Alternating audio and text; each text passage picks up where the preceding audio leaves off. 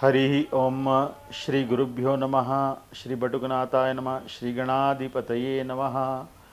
ప్రేక్షకులకందరికీ శివానుగ్రహం కలగాలని ప్రార్థిస్తూ ఈరోజు మనము ఏ పూజ అయినా అంటే మనకి ఏ పండుగకైనా కానివ్వండి, ఇంట్లో ఏ పూజ అయినా చేసుకోవాలంటే ఖచ్చితంగా ఏ క్రమంలో పూజ చేసుకోవాలి అది మనం ఈరోజు తెలుసుకుంటాం. నిత్య క్రియలన్నీ పూర్తి చేసుకొని సాంప్రదాయమైన దుస్తులు ధరించి పూజ మందిరంలో ప్రవేశించాక ఫస్ట్ మనం ఆచమన్యం చేసుకోవాలి. ఆచమ్య అంటే ఆచమనం చేసుకోవాలి. అంటే మీకు నామాలు వస్తే ఓం కేశవాయ నమః, నారాయణాయ నమః, మాధవాయ నమః మరియు గోవిందాయ నమః 3 నామాలతో నీళ్లు త్రాగి 4వ నామంతో చేయి కడుక్కోండి. ఇది సూక్ష్మమైన విధానం. తదుపరి తిలకధారణ. నెక్స్ట్ మనకి తిలకధారణ ఖచ్చితంగా చేసుకోవాలి. తిలకధారణ పిమ్మట మనం దీపారాధన చేసి దీపానికి గంధక్షత పుష్పాలు సమర్పించి నైవేద్యం నివేదించి ఆ దీపానికి ప్రార్థన అంటే మనం ఇంతకుముందు చెప్పుకున్నట్లు ప్రార్థన చేసి మరియు తర్వాత పృథ్వీకి ఖచ్చితంగా పృథ్వీదేవికి పృథ్వీ త్వయాధృతాలోక దేవి త్వాం విష్ణునాధృత త్వాం చ ధార్యమాం దేవి పవిత్ర కురుచాసనము అని ఆ పృథ్వీకి ఒక ధ్యానం చేసుకొని పృథ్వీకి గంధం పసుపు కుంకుమ సమర్పించి నైవేద్యం నివేదించి ఓం మాతృభూమియే నమః, ఓం కర్మభూమియే నమః, ఓం ధర్మభూమియే నమః, అనంతవరహ కూర్మో దేవతాభ్యో నమః అంటే పృథ్వీదేవికి ఈ నామాలతో మనం దండం పెట్టుకోవాలి.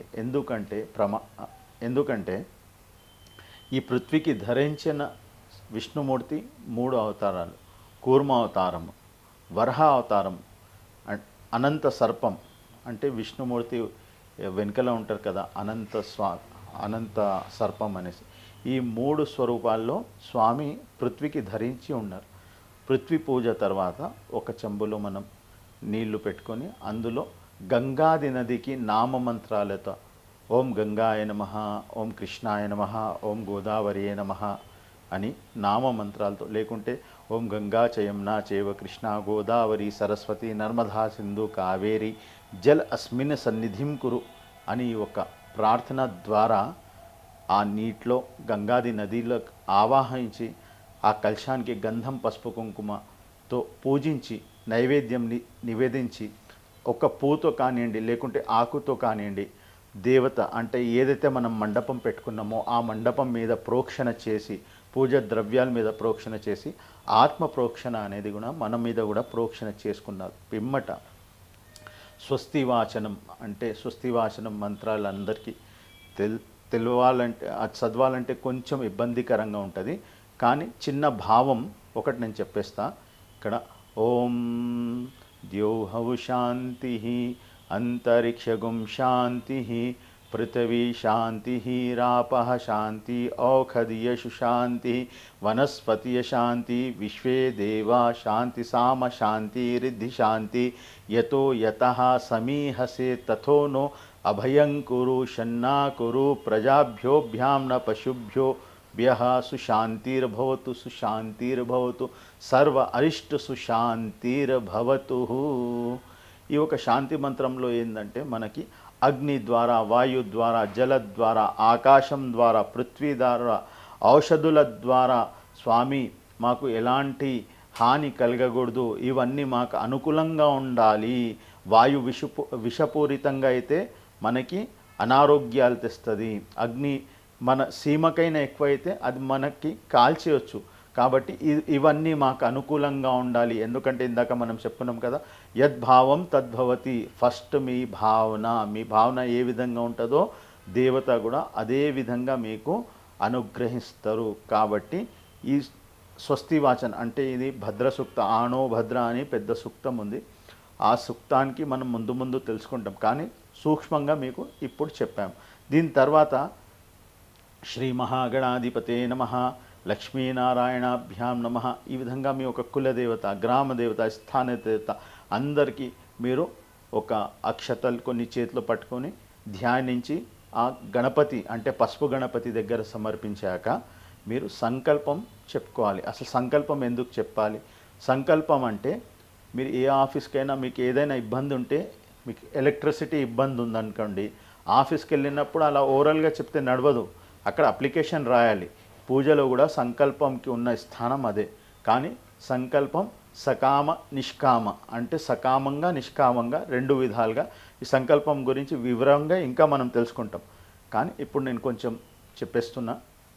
సంకల్పంలో మనం ఏ విధంగా అయితే డేట్ టైం అదంతా రాస్తామో అప్లికేషన్ మీద, అదేవిధంగా మన పంచాంగ అనుసారంగా తిథి వార నక్షత్ర యోగ కర్ణాలు మనకి దగ్గరలో అంటే మనం ఎక్కడైతే నివసిస్తున్నామో అక్కడ దగ్గరలో ప్రవహించే నదులు ఏ జీవనదులు ఉన్నాయో ఆ ఒక్క జీవనదుల నామాలతో పాటు మీ ఒక గోత్రము, మీ ఒక ప్రదేశము, మీరు ఉండే రాజ్యము ఆ అన్నీ ఉచ్చరించి ఏ మాసం తిథి ఉచ్చరించాక ఏ కార్యం గురించి అంటే ఇప్పుడు చిన్నగా వినండి.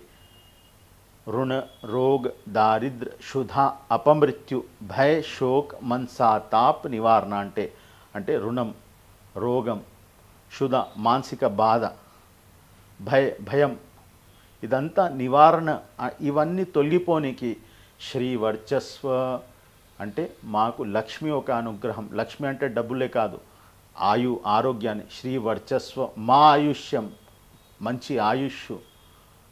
అప్రాప్త లక్ష్మి ప్రాప్త్యర్థే అంటే మన ధనం ఎంత మనం కష్టపడుతున్నామో దానికి ఎంత ధనం రావాలో అంత ధనం మాకు రావాలి. ఆ వచ్చిన ధనం అప్రాప్త లక్ష్మి ప్రాప్త్యర్థే ప్రాప్త లక్ష్మి చిరకాల సంరక్షణార్థే అంటే ఏ లక్ష్మి అయితే మేము పొందలేమో ఆ లక్ష్మి పొందాలి. ఆ లక్ష్మి మా దగ్గర వచ్చాక కూడా దానికి సంరక్షణ. ఇప్పుడు మన దగ్గర డబ్బులు వచ్చాం, మనం పేకాట ఆడామనుకోండి, ఏదో వ్యసనాల్లో పడ్డామనుకోండి, అది మనకి హాని కదా.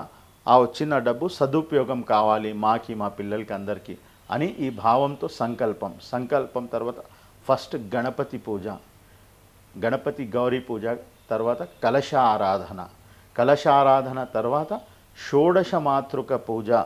ఇది చాలా మనకి ఇక్కడ తెలంగాణ ప్రాంతంలో షోడశ మాతృక పూజ అనేది చాలా తక్కువ మంది దీనికి అనుసరిస్తారు. దీని గురించి నేను ప్రామాణికంగా తర్వాత అసలు ఈ పూజ ఎందుకు చేసుకోవాలనేసి కూడా డీటెయిల్గా మీకు ప్రమాణాలతో సహా ఇంకో వీడియోలో చెప్తాను. షోడశ మాతృక పూజ తర్వాత నవగ్రహ పూజ తర్వాత మనకి ప్రధానంగా ఏ దేవత పూజ మనం చేసుకుంటున్నామో ఆ దేవత ఒక పూజ పంచోపచారాలతో కానీ, దశోపచారాలతో కానీ, షోడశోపచారాలతో కానీ మీరందరూ చేసుకొని ఆ స్వామి ఒక అనుగ్రహం, ఆ భగవతి ఒక అనుగ్రహం మీరందరూ పొందాలని ఆశిస్తూ శుభం భూయాత్. Please subscribe to the channel and download the Politicos app from the links in the description.